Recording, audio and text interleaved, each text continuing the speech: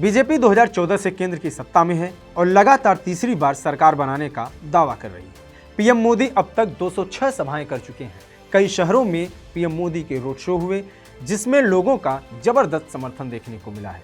लोकसभा चुनाव के लिए 7वें चरण का मतदान 1 जून को होना है। इसके बाद 4 जून को नतीजे आएंगे।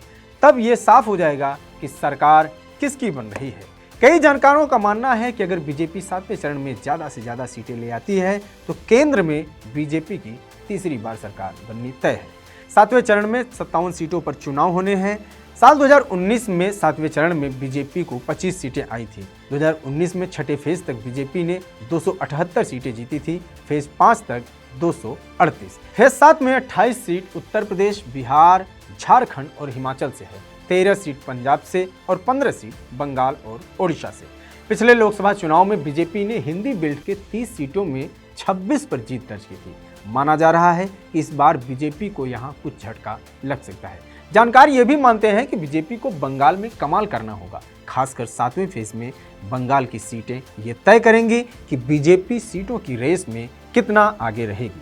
पंजाब में भी बीजेपी को संख्या बल में आगे आने के लिए सीटें जीतने होंगी। हालांकि पिछली बार बीजेपी का प्रदर्शन पंजाब में साधारण ही रहा था। लोकसभा चुनाव का फेज 7 बीजेपी ही नहीं बल्कि विपक्ष के लिए भी अहम कहा जा रहा है, क्योंकि यही वो फेज है जो ये तय करेगा कि बीजेपी 300 के पार जाती है या 300 के अंदर ही सिमट जाती है। बीजेपी के 300 के अंदर सिमटने पर विपक्ष के लिए एक विकल्प पैदा हो सकता है। इसलिए 7वां चरण विपक्ष के लिए भी बहुत मायने रखता है।